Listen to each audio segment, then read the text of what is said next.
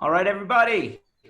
It is Tuesday, 1 o'clock Eastern Time, and that means we have another episode of the MSP Initiative. Today, we bring back my favorite sidekick, although he'll deny that that's what he is, Mr. Ken Patterson. And today we bring back to the MSP Initiative Mr. Paul Redding from the Compliancy group. How's everyone doing today? Awesome. No, Paul's in Indianapolis today, and Ken, you're still in your basement in Boston. I am. I got a new camera, which is doing its thing, and so I have a background now. Nice, very cool. So again, we've just been bringing people on one by one from the tour, try and see how things have gone since we've been back off the street, and just trying to figure out. Kind of recapping how things went, what the feeling is. Did we learn anything new that hasn't held true? We're getting closer to the winter time, right? So a lot of people are talking about, maybe a second wave of whatever we've been dealing with all year. I hope not. But generally speaking, it's still kind of warm in places, 70 degrees here in sunny Philadelphia. So it's not quite winter time yet. Halloween around the corner. So we're doing okay. How you doing, Paul? Good. I'm doing good. It's a beautiful day here in Indianapolis. I was just commenting on how the weather has been just gorgeous since I got up here. I think the sound is a little Paul, yeah, I was going to say, Paul, try and drop out of your audio and come back in. If not, maybe just disconnect and come back in, and me and Ken can chat. You do that, no big deal. So Ken, yeah, let's talk shop for a second, man. So I think Microsoft Ignite's happening right now, right? That's kind of part of your wheelhouse over in Pac State Land. Yep. You expecting anything new to come out of today, or we're just kind of sitting and waiting and see? I'm sure there's always something new, right? There's always something good that comes out of them. And our team is heavily involved with it. I am not, of course, at this point with all the things I have going on separate from that, but we have a pretty heavy presence in there. I saw some of them logged in this morning and checking it out and showing their status online of them being at the event. So I'm assuming there'll be some more pretty cool things coming out from Microsoft. Cool. Probably more security stuff. I saw that they came out with a communications API, so I'll take a peek at that in a little bit. Always interesting stuff from Microsoft. That this is, other than Inspire, Ignite's like their other big event of the year. Right. Yep. Cool. 100%. Yeah, they both usually in person get a lot of visitors. They're both pretty good sized events. Yeah, I mean, Inspire is usually more of a internationally focused show, I feel like, in person. I don't know how it went virtually this year. It went pretty. I was a part of Inspire, and it was pretty amazing. I mean, they definitely had a lot of people logged in from all over the world, and they did some pretty crazy good sessions. I was actually impressed with how they rolled some of the sessions out. They did do some live stuff with one of the Microsoft folks in a kayak on the water and then popping up and putting a mask on when he got up on the land and walking to a place. And they did a pretty good job of having a theme and still having the masks be a part of it and plugging in, but being outdoors at places. And then Bill Gates rolls up to one of the spots and says hello. It was pretty interesting. They did some pretty cool things. Yeah, Bill Gates. I just saw him on the news last night. He's running that Gates Foundation. Didn't realize that he's Gates Jr. Did you know there was a Gates Senior? I think I did hear that, but not like I wouldn't say that it was something I would say yes to right out of the gate. Yeah, it's interesting. And then Gates Senior just passed away this week. So that's how I heard about it. I didn't realize there was a junior and senior at the end of the name. Anyway, Paul, how we doing, buddy? You back? Try and unmute yourself, pal.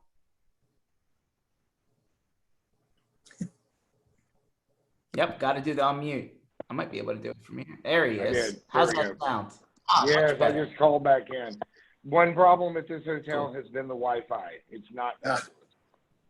That was one thing on the tour that we MSPs realized, in the Indy right? area. Yeah, that was one Yes, thing on the yes. tour we realized. Wi-Fi was a little bit shaky sometimes. Or non-existent. Yes, one of the smartest things we did was the all three vendors thing. I got to give you credit for that. Yeah, hotspots. I think at one point we all had to use different Wi-Fi. Yep. Yes. 4G hotspot data for sure. It's probably not the most inexpensive stuff in the world, but it was helpful for sure. Which actually, one of the things that was brought up by Dave Sobel, I had him on a week and a half ago, was that the U.S. is so far behind on 5G. Do you guys both agree on that? I mean, there's commercials on it like every other, but I'm still looking for where the coverage is. Anyone? Yeah, I mean, it's been talked about for a long time, but when have you actually looked at your phone and even though it says 5G, have actually felt 5G, right? Yeah, I was about to say, I don't think anybody's noticed that all of a sudden internet speed is just no longer an issue and 5G has changed the world. I think it gave us all COVID though, right? Didn't 5G do this? Yeah, they started trying to knock hours down. Unbelievable. So right? Yeah, seriously. So Paul, I mean, one of the things that we ran into, as we were driving around America was that MSPs definitely acknowledged that they're probably not tightened up on the security stuff. I know it's probably a topic that's talked about, or maybe over talked about. But from a compliance standpoint, one of the things that happened earlier on from a government side was they relaxed a couple of things when it came to, healthcare and e-servicing through like web meetings and stuff like that.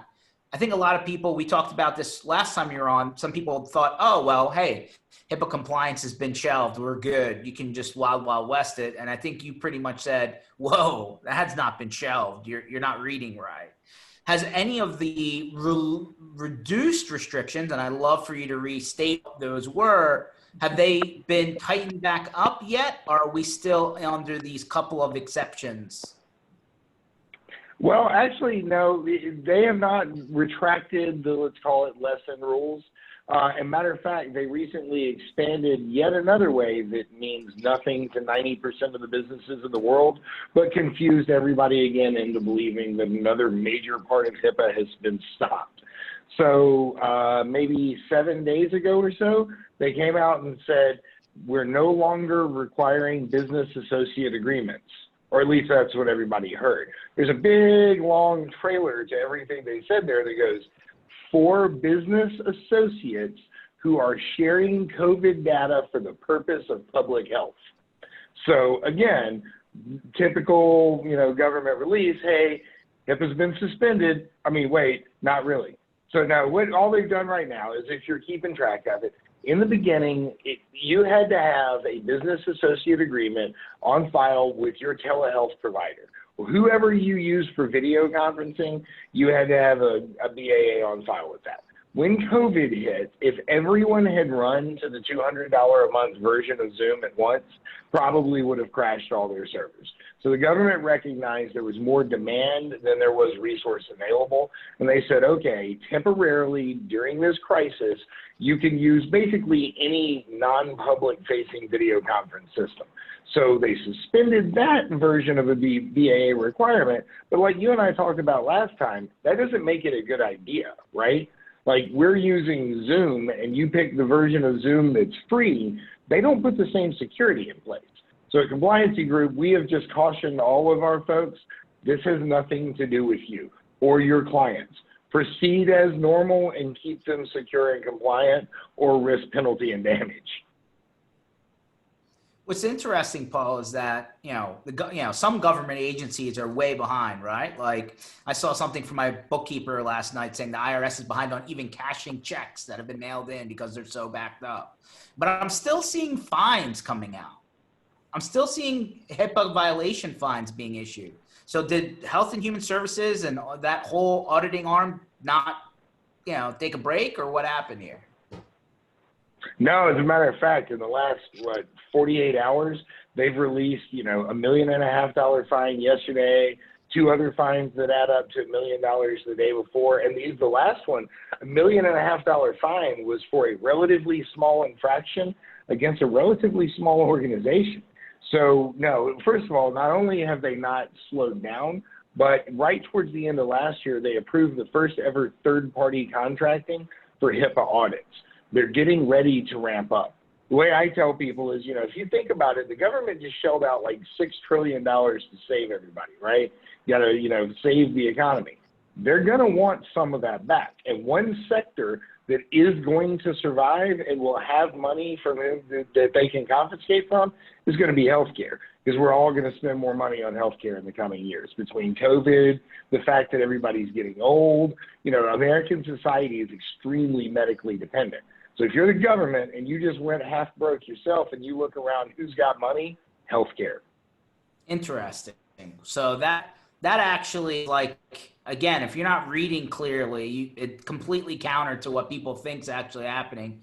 Ken, I want to ask you a question, and I know I haven't really hit on tour stuff per se, but Sobel came on a week and a half ago and said that Microsoft, as part of Intune, is starting to turn on things like the content filtering service that they have, or the Windows Defender auditing application that they have, and they're starting to turn things on by default without you as the service provider or you as the end user doing anything, right? They're just starting to press buttons to, like, lowest common denominators being raised a bit.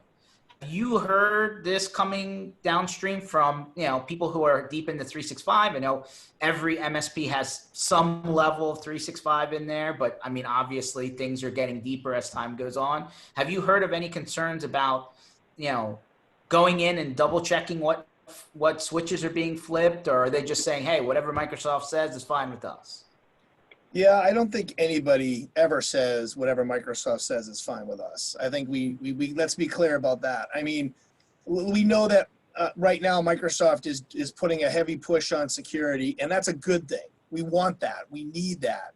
I don't know that they're necessarily flipping switches on people like that. I do know that the best, the higher end, more mature MSPs best practices say that they check their settings weekly anyways and make sure that not only Microsoft, but there were not issues or anything that was caused by their own people. So they have their own in-house auditing to make sure that no one's making any changes that could affect them, because they have their agreements in place and that could heavily affect them.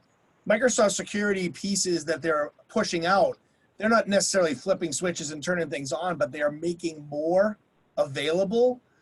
Intune and Defender are two things that you just brought up, are both things that probably 6 months ago, even 6 months ago, were not even close to where they are right now. They're just making advancements and leaps and bounds where, let's even go back a little bit, a year and a half ago, if you had asked me about Intune, I wouldn't stop laughing until the end of this call, because it just wasn't what it was supposed to be. And now it seems almost ready to get to the point where it can start doing RMM type stuff and actually be getting a little bit deeper and diving into much more utilization. And obviously it needs that multi-tenancy. That's the piece that everybody's waiting for.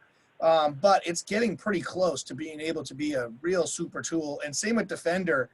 About a year ago, you wouldn't even be talking about Defender. And now in some cases, it can replace some of the AV products that are out there. Yeah, it was interesting. Huntress, right, which has been pretty popular by name in the MSP space now for the last, I'd say, 16, 18 months. They're actually stating that they're about to be launching a Defender management platform, right, where you can literally centralize management of the built-in Windows firewall, built-in Windows antivirus solution through their platform. So it's, and, piggybacking on the SolarWinds announcement with Microsoft back at Inspire, right? They're now saying that they've done an API integration with the newest Microsoft Intune functionality, right? So they can pull that data into their solution. I'm sure the other big providers are going to follow suit. Right. So yeah, I agree. How much collaboration do you suspect is actually going to be happening here, where Microsoft's doing stuff and then the third party's like, hey, let's not reinvent the wheel. Let's just tie in and then continue to build out from there. Yeah, I think it'll be a mix. I mean, as you know, right, some people think they know it all and think that they can do everything and maybe do it better. And other people are going to say, oh, these guys are kind of the leader and have the cash and are doing all these things in the back end, and they're going to tie in from that perspective. So I think, you know, your guess is as good as mine, I guess, if we're trying to, you know, look into the future, because we know things change on a dime. But the one thing I will say, being a guy who was an MSP for many, many years and was partnered with Microsoft and used to hate some of the stuff they did and didn't feel like they really were in our corner, I can tell you now, in the last 8 months, 6 to 8 months, maybe year, Microsoft has really taken a large effort to better understand the SMB space and wanting to be more involved with it. And I saw that at some of the PAX 8 events where they cornered me and asked me about when I was an MSP, and started asking questions, and some of the positions they've created around learning more about the SMB space and how they can better be involved with that space. And, you know, from an MSP perspective, I'll tell you, they're showing a lot more in the last year than they have in the last, you know, 10 years, as far as how much more they want to be involved.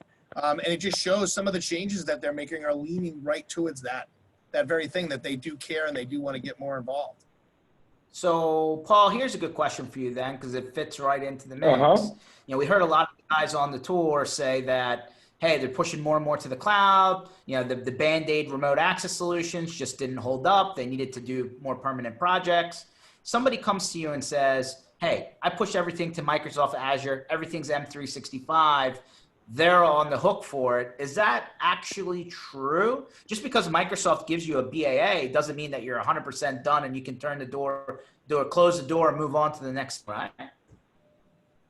Oh, no, absolutely not. In fact, Microsoft, even more so than Google, has a very, very carefully written BAA that puts almost all of the accountability for HIPAA, PCI, any regulatory controller standard 100% on you or the user, whoever's administrating that data. So I'll give you a good example that I think a lot of the MSP community is familiar with, but I mean, I'll admit I didn't understand this till maybe a year ago. Microsoft 365 by default's not backing up your data. So you can activate this through the 365 suite. There are third parties that have built out some really, really sexy, well-built applications that kind of take this and put it outside of that. You're responsible for maintaining the continuity and availability of that data. So if they keep it highly available and you get ransomware in the cloud, you have highly available access to garbage. You know what I mean? Like, there's not really a second copy of that stuff there, for example. Oh. Another thing, actually, Well, I'll add to that is, well, and I mean, that's what I was going to say. One more thing I'll add to that, honestly, is let's talk about the security aspect of it, right? You're supposed to monitor, log, and audit access to the systems. If you don't set up 365 right, you can buy all the SKUs perfectly. There's a lot of administrative and setup, you know, work that has to be done on the front end to make those systems capable of being used for PHI. Hey, I have to throw something out at Paul Redding too. Just, you know, we were talking about audits and all these things, and Paul, you know, I always toss this at you, but I got to do it here while we're talking about it. You guys have never failed an audit. Is that correct? We at Compliancy Group have never been audited. Our clients have never failed an audit. We defend our clients under audit in the sense that if you go through our process, do our full methodology, and implement everything it takes to get HIPAA compliant in the first place, unfortunately, bad things can happen to good people, including you, but you're not going to be penalized and fined or caught and charged under the law. We can prove that you've made a good faith effort to achieve HIPAA compliance, and you're correct. We've done that time and time again. We've never had a client that achieved our seal of compliance fail an audit. That's really cool. I just love, that's one of my favorite things.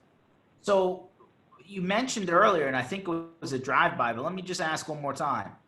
You're saying, or just said, I'm going to reiterate, that the federal government is going to start to outsource audits outside of their own personnel to third parties. Did you say that? Did I hear that? Yeah, so the first time and nobody really knows what this means yet. So they have authorized the creation of third-party auditors. This is a new thing that they've just started doing, and it's in preparation to expand both the consistency with which they audit and their ability to do audits more quickly. One thing I'll tell you is that in our history, we've been back to, that we've never had somebody fail. We're engaged in 2 or 3 major federal audits at any given moment, partially because of the length of time that it takes for these things to get through. So you might get audited today and have to deal with this thing for the next 2 or 3 years. It takes a very long time and a lot of resourcing.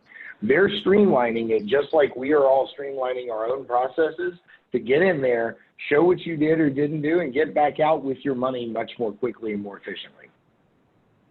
Interesting. Okay, that's good to know.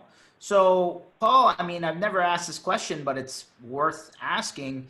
One of the things that our good friend Sobel also brought up was he actually interviewed a cybersecurity insurance underwriter, right? The guys who on the back end of the bean counters going through and finding out really how much they're going to charge. Like, this isn't the insurance agent. This is the guy from the carrier who's reviewing what your risk level is. So when it comes to people who do have HIPAA compliance, related, liability, where does the insurance part kick in, right? Like, do they need extra coverage? Does having the compliance help keep their premiums lower? Like, I'm just trying to understand how far this goes, because from what I got from that interview between Sobel and Mr. Underwriter, forget the name, things are about to get a lot more expensive, a lot quicker than we thought. Oh, yeah. Yeah. So insurance companies, first of all, compliance is a way for insurance companies not to pay. Nobody's going to come out and say that from their end, but here's the reality. Every insurance policy you ever sign in your life asks you if you're in compliance with all laws surrounding what you do for a living. So if you're expected to comply with the HIPAA law, you are negligent, you are not doing what you're supposed to do, and the breach was caused because of something that's a violation of the law, you just gave them a way out. It really doesn't matter what the rest of the policy says. They don't have to do it. You've violated your part of the agreement. Now, the other thing is that you're right. Insurance companies are changing the way that they evaluate risk. They're starting to have to take into account a couple of things. One, obviously, are federal regulations like HIPAA. But think about every state starting to release their own privacy standards, right? Insurance companies are suddenly trying to indemnify you against penalties they don't really understand themselves. So yes, what's going to eventually happen is you will be able to prove through certain methodologies. I know a lot of people, I'll say this, I don't think there's a proven way to do this yet. They're looking for a way for us to demonstrate to insurance companies, look, if I have complied with this, my risk is lower than that guy over there. And until we can successfully demonstrate risk levels, if you have a compliance standard you must achieve, your insurance premiums are going to continue to rise. Coming out of COVID, there's going to be a lot of breaches. Everybody let their guard down. This is going to get way worse before it gets better. Interesting. Ken, here, are you, we all heard on the road, right? Are you starting to hear more and more MSPs questioning whether they should, A, be reselling some sort of cyber liability offering, or B, partnering with an agency to offer it, or C, require a certain level of coverage as part of their MSA? Because if none of these things occur, the customer ends suing the MSP to get to their insurance carrier, right? So like it becomes really murky. Like what's the growing thought around it? Yeah, I would say all of the above. It's been a mix. I think we heard every angle on this, and Paul definitely got his share of this on the trip as well. Is that, what's right, what's wrong, how are we going to, as MSPs, better educate our customer base and let them know that the insurance they have right now might not even cover them. And Paul alluded to all of that. He's absolutely correct. And I know, speaking from one of the states that at one point had the highest privacy law before New York and Cali got involved, Massachusetts had one of the worst It was the CMR 17 or something here in Massachusetts, and it was scary when it first came out. Then of course they lobbied it down a bit, but still, there was a lot in there where an insurance company, if they didn't look to the writing on this, where you were required to have a WISP, you were required to use best efforts based on that WISP, which is your written internet security policy, something like that. Am I right about that, Paul?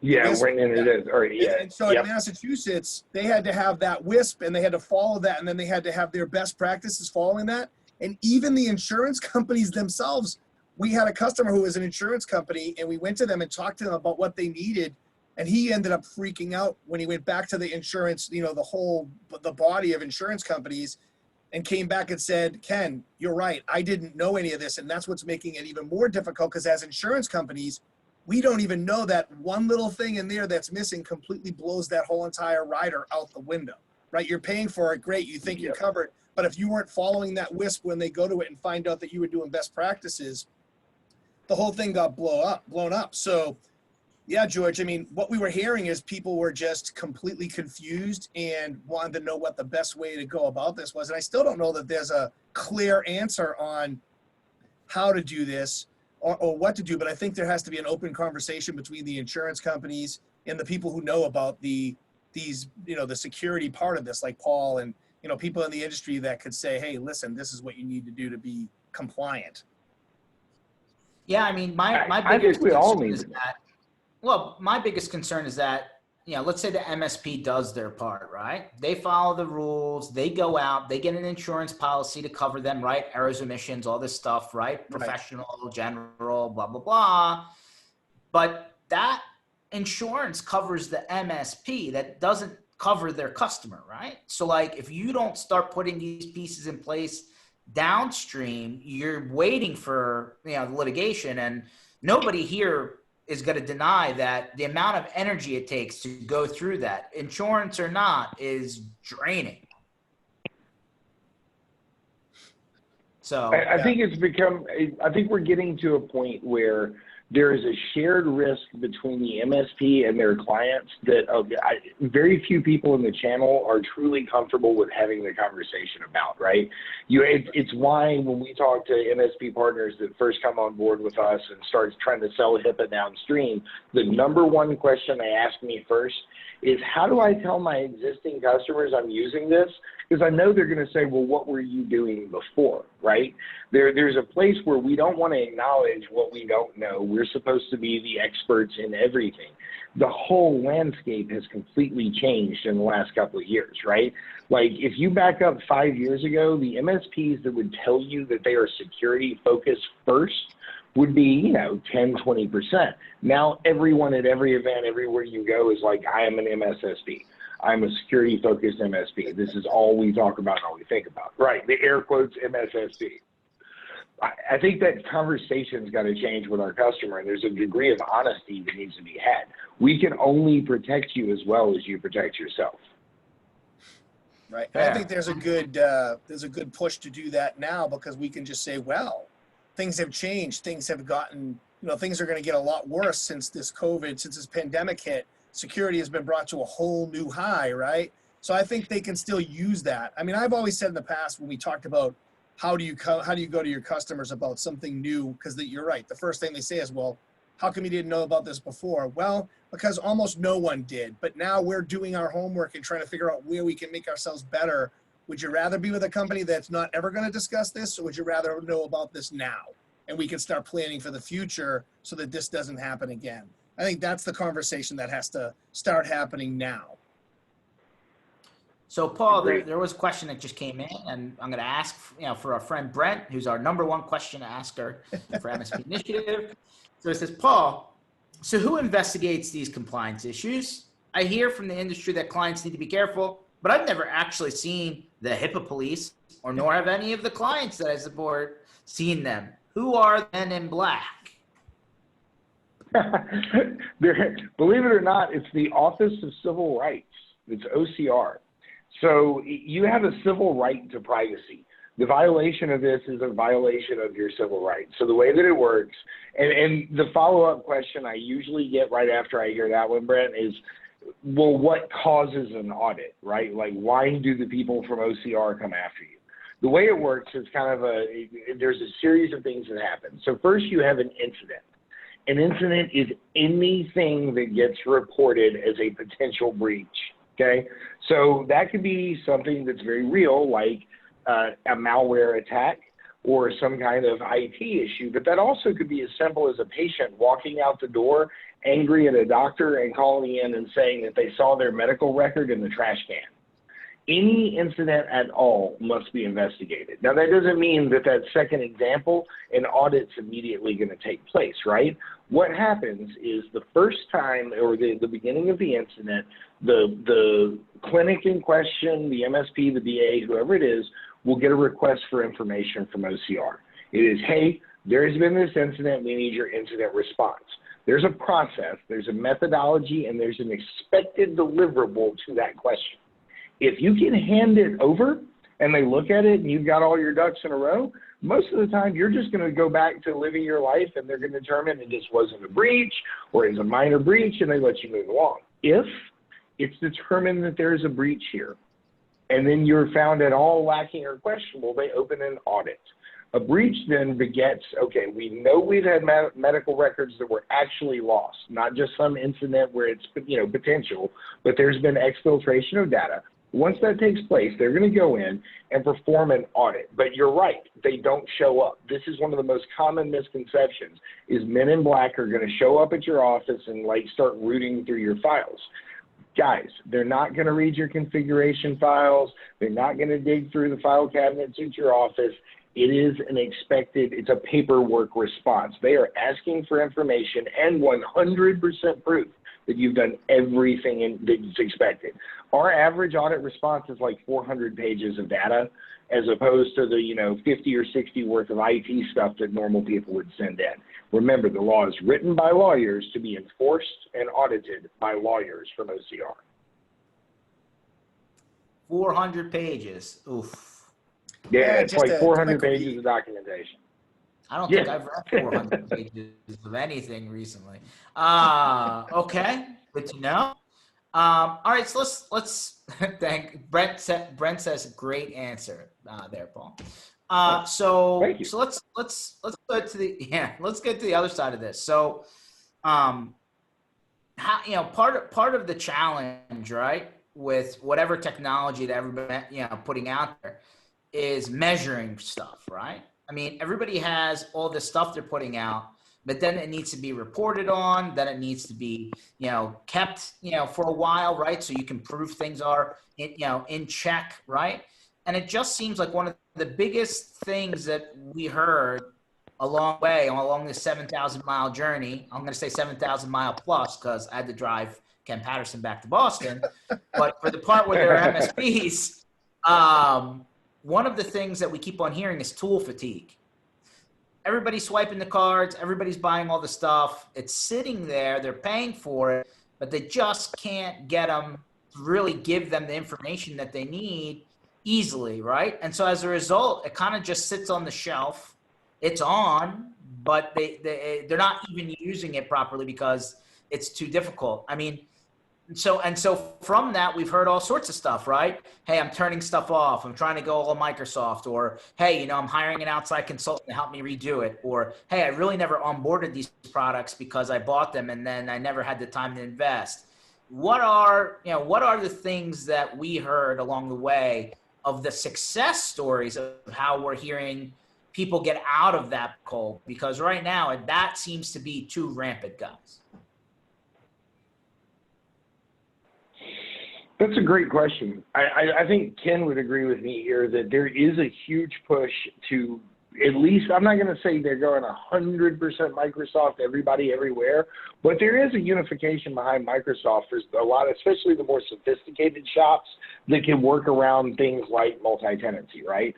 But that being said, there's also a cooperation that's happening between a lot of the different tech companies that allow platforms to integrate to each other and create maybe a more smooth, delivery process. So I see two different things. I see the teams that are headed behind Microsoft and really like getting out there and saying this is the platform behind which we'll unify, and everybody else is demanding deep API integrations between these otherwise disparate technologies. Ken? Yeah, I kind of agree. Is that where you were going with this, George? I mean, what is the general? I really, I hear it way too often, right? I have 25 different subscriptions that I'm paying for as an MSP. They don't really talk to each other. There's this paper thin thing that's called integration, and we can't seem to make heads or tails out of exactly what's happening, and we're still too much reactive rather than being proactive. Like, listen, time is the ultimate, denominator, right? How much time am I spending is always at the bottom of all of this. But like, I feel like we're hearing a lot, and we heard a lot, and we still continue to hear a lot, that the tools just still don't put them on the other end of the proactive, scale. They're still super reactive because they're not getting information as it comes, or they're not able to pull the information out to make it usable for them. Yeah, and that's why I was trying to dig a little bit more out of you there. And Brent says, great comment, right? Tool overlap, and he's right. I mean, the fact of the matter is that, first of all, as MSPs, I think a lot of what we heard was resting on the MSP's shoulders too, because the MSPs tend to get all the shiny new toys, get them all at one time, bring them back to the office and say, hey, here's all these shiny new toys, check them out, and then let me know what you think. Well, guess what? Nothing gets done there. Very little gets done, or they spend a little too much time on each thing. And so I think part of the onus is on the MSPs to prioritize what tool they need first, what's most important to them, and then try to plug that in and then get it to their team and let their team implement it in-house so that they know how it works, they can utilize it, they know where it breaks, they can do all the things they need to do, and then implement it into their clients, right? Start in-house first, because that's how everybody's going to know how to use it, work it, run it. And then you can slowly do that between the tools. But Ken, do they even have the time to allocate into what I would categorize as R&D, bench testing? I agree, but that's what I'm saying. The onus rests on them to find that time. I mean, I did hear a lot about projects slowing down here. Well, how about making an investment in your own company and create projects in-house to do these types of things before projects start to launch off again, right? Because, we did hear that projects slowed down. Yes, they got busy in other areas, which is good. That means the more mature MSPs are riding this out and doing well even without the project work. In those spaces, why not take some of your best people? You're still keeping them on in most cases because a lot of those people got their PPP and their idle and all the things they needed to do that. Start creating projects around building your business back up, the MSP business, because that's still an investment in your customer base.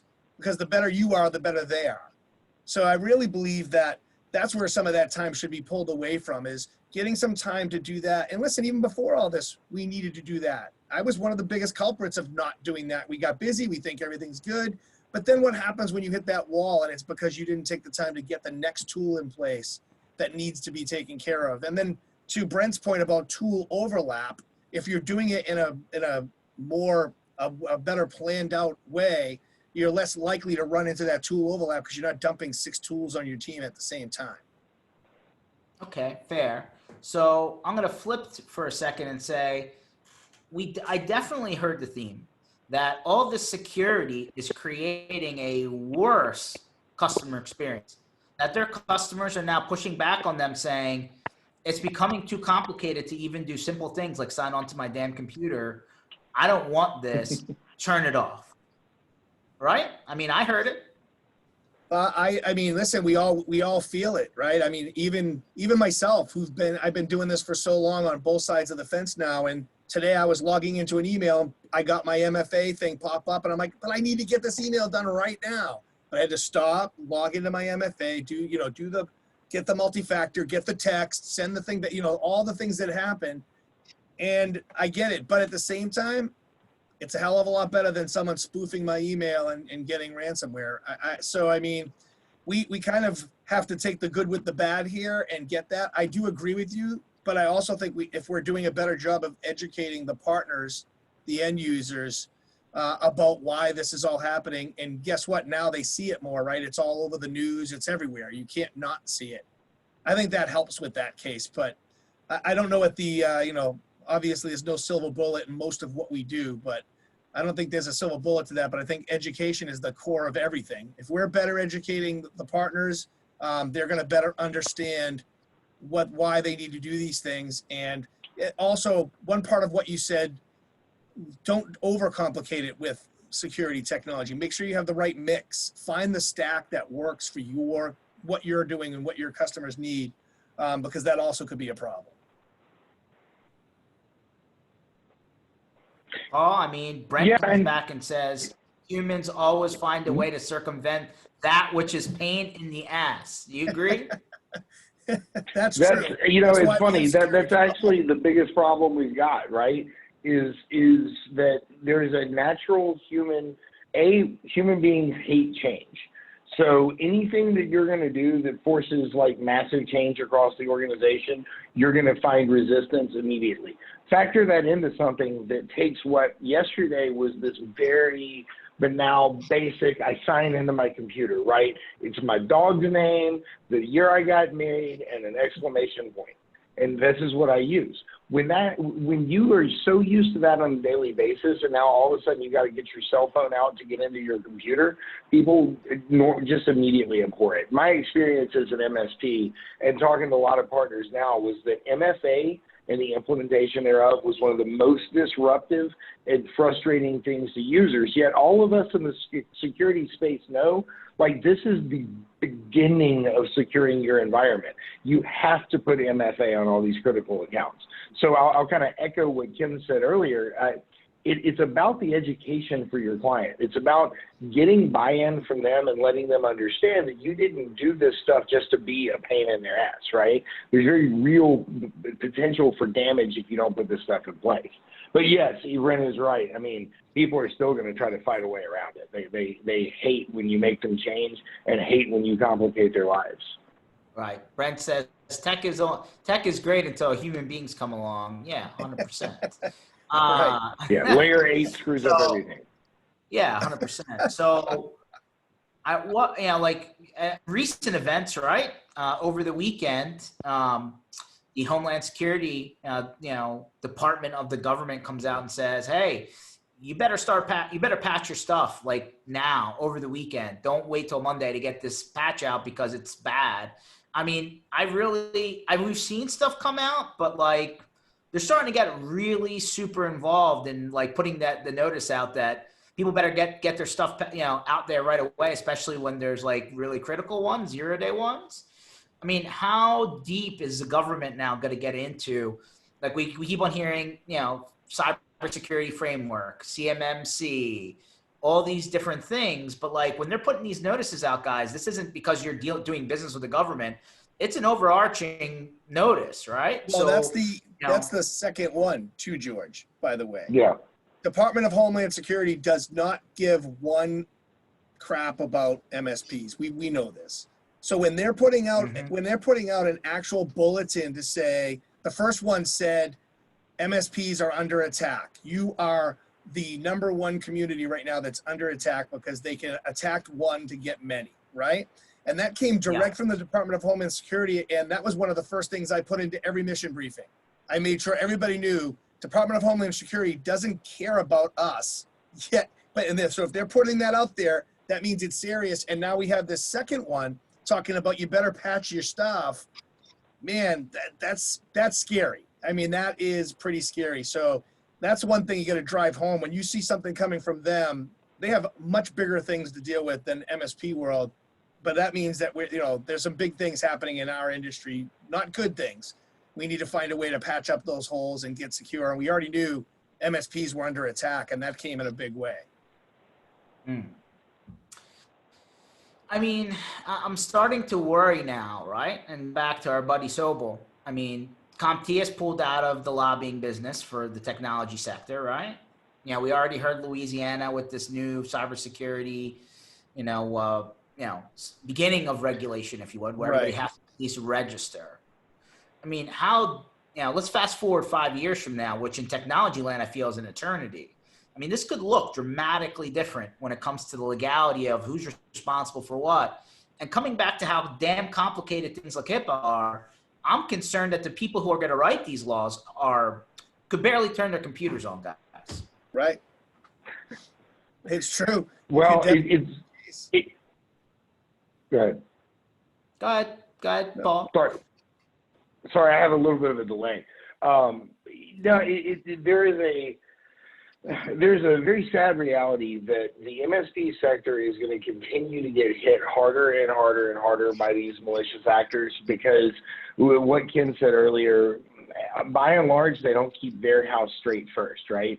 Like, you go to these events, you meet these vendors, you bring this stuff back, you implement it in the lab, you immediately try to figure out how you can get paid for implementing this security service downstream. But in reality, you're the biggest target in the room. If they get you, then they get to all these people. And the federal government, state governments like Louisiana, they realize this. It's easier. When we talk about healthcare, why are the hackers going to go after healthcare and not financial when they can take the money from the banks? It's the same reason you rob a liquor store instead of a bank, because you can rob like 12 liquor stores and get away with it before you can successfully rob one bank, right? That's the MSPs of today. We are in an era where, unless you're in Texas, that's different. This is true. You might not get out of a liquor store in Texas. But we're in a sector where what I believe is going to happen is, first, obviously, there's going to be some really nasty breaches in the MSP community. Individual states are going to follow suit with Louisiana. They're going to start to identify this. And the registration is step one. Step two is going to be some form of enforced licensing or, overarching security standard. I think I had a brilliant conversation with like Matt Lee from Iconic when we were on the bus, that sees a form of self-regulation within our industry as part of the natural evolution of this. I mean, should there not be some kind of barrier to entry in being an MSP? Should I be able to, leave the fast food place I work at today because I know some buzzwords in IT and sell myself as someone you should let remote into your medical systems? Right now, that's kind of the way it is. He with the best website and the firmest handshake has won in a lot of cases. Well, there's something to be said for learning, right? You fix some computers out of your trunk or your garage or your basement, you kind of learn and start building your way up. But with all the stuff we're talking about, guys, right? And I was just on a session a couple weeks ago with Tom Watson and Jonathan over at Ninja RMM talking about pricing and packaging, right? There's still people out there doing $50 a computer type pricing, and I just can't see how they can keep up with all this stuff at that price point. I don't see it. Yeah, agree. I think we've had that conversation ad nauseum, and Paul, before he joined Compliancy Group, had a great way of looking at, things as a business as opposed to anything else. And he had his BSP plan. And, Paul, I think I wouldn't do it justice, but I think your translation of what it should be is spot on. Thank you, Ken. I don't think that there's anything necessarily far-reaching in what I see there. I think there's, again, a natural evolution that happens with what was a strictly IT service company 5 years ago and what you have to be to support the business market of today. And if you back up and you say, what was the biggest risk to healthcare in 2010? It was like viruses and worms. I mean, we were talking what now looks like extremely low-level threat. The same thing is true with regulatory compliance and the laws around it. Everything got more complex. So businesses of today are not looking to solve just an IT problem anymore. When they bring in a managed service provider, they start talking to you about their systems and they say words like HIPAA. What they're asking you to do is help them with a business problem. You have to recognize that. IT is a symptom of this problem, right? Workflow is a symptom of this problem.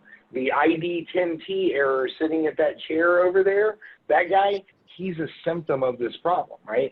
And so if you take that approach and instead of taking a traditional MSP, which is somewhere out there, there's a product for that and a product for that and a product for that. And when I'm done with products and maybe a splash of help desk, I've delivered a solution. Instead, take a look at what's wrong with this business. Take a look at what this person is trying to achieve and help them cover the whole problem. It's a business solution provider mentality. Deliver something that's larger than just the tech and be able to talk to your customer and have these honest conversations. Education is not a technology deliverable, right? But we're behooving to ourselves. We're beholden to the client. We must deliver education or we're doing them a disservice. The same thing is true with all these other business characteristics, you know, compliance and workflow and training. No, 100%. I agree with that. And I think part of the problem, though, guys, is that the scroll backwards for a second, right? The owner-led technical guy who's started a business, who's really good at solving technical issues, may not be the best people person, and as a result, may not be the best person to transfer knowledge, right? To teach people and to train people within an organization on the things that they need to know that they don't from a technology aspect. So I'm just curious, like before we said, hey, if you pivot to sales and marketing and you're good at that and you're just okay at tech, you'll probably be better off financially than being a super uber guru, but having no sales and marketing skills. Is this now pivoting? Are we saying, hey, you need somebody in your organization, whether you outsource this or whether you insource this, that can literally spend the time to get in the weeds with the people and actually transfer that knowledge? Because we keep on saying education, but what does that actually look like, guys?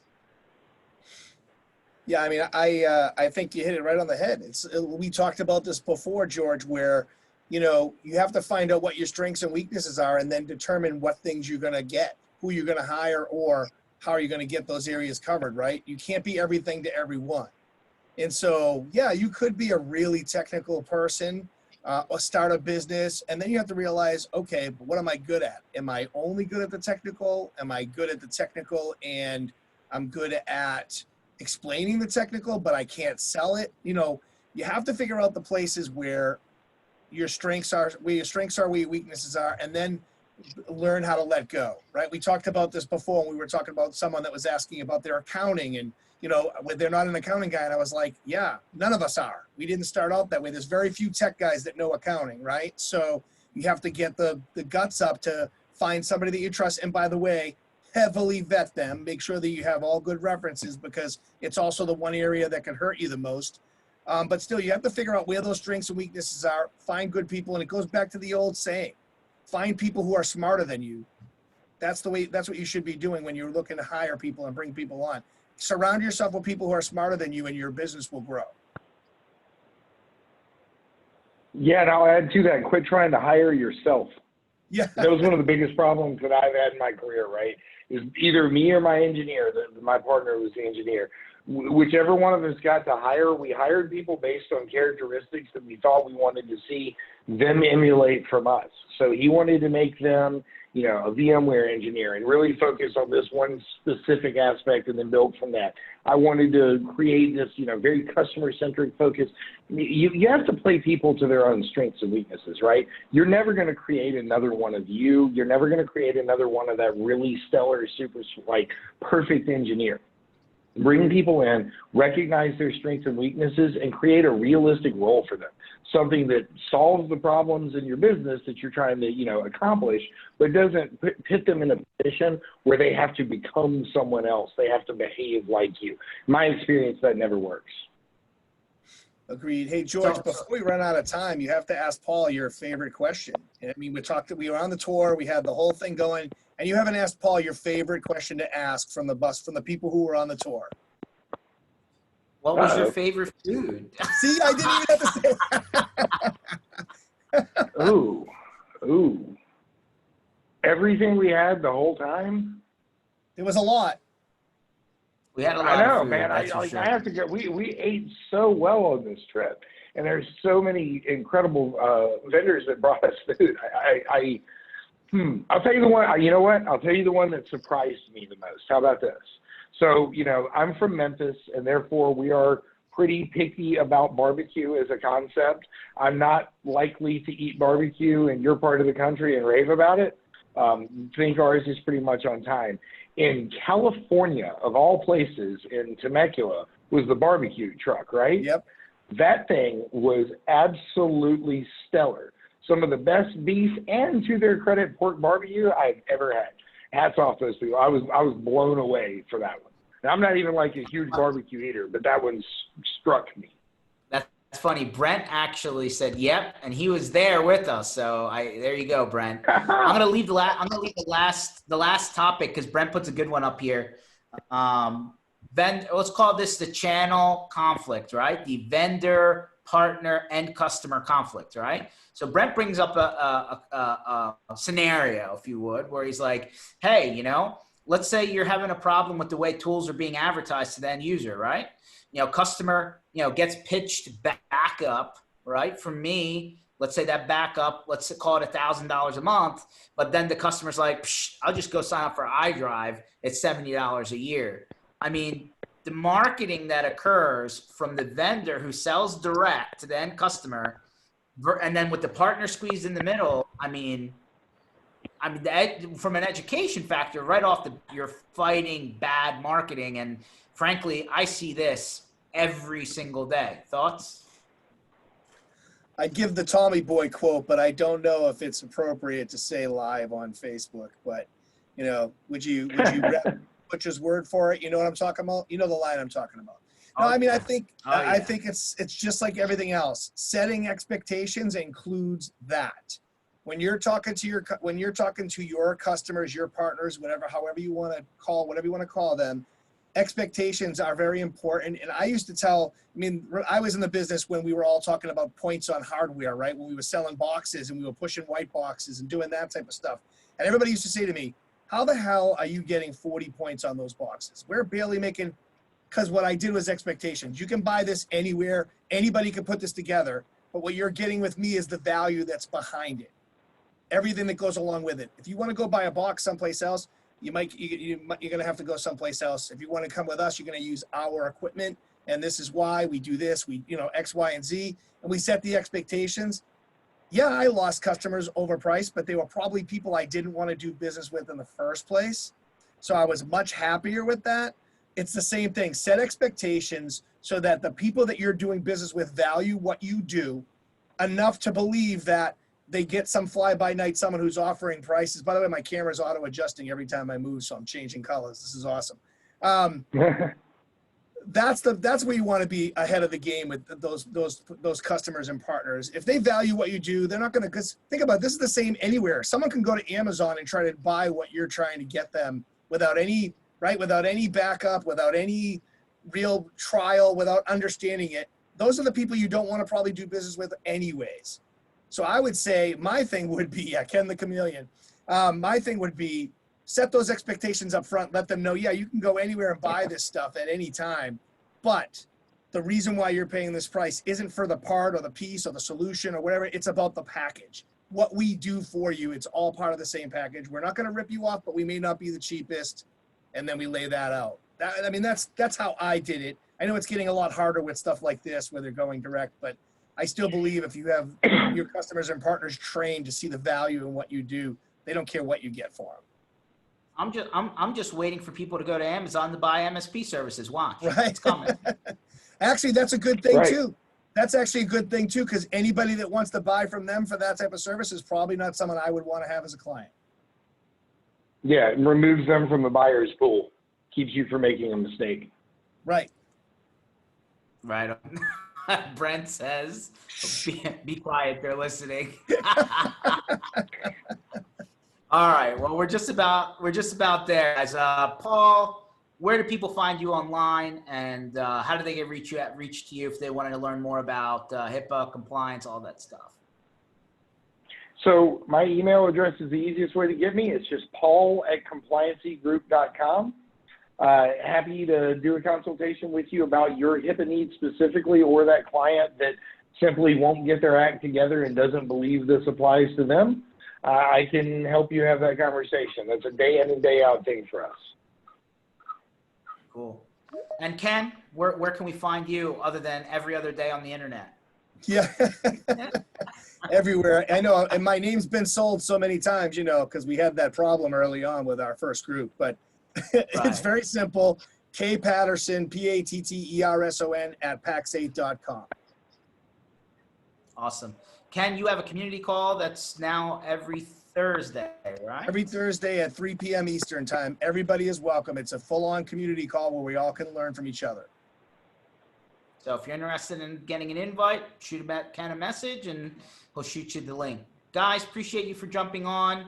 Everyone, thanks for watching. Again, keep on MSP Initiative Tuesdays, Thursdays, 1 o'clock Eastern time. We'll be back on Thursday and we'll see you then. Take it easy, guys. Thanks, Hey, guys. thanks for having me, guys. Appreciate it. You got it.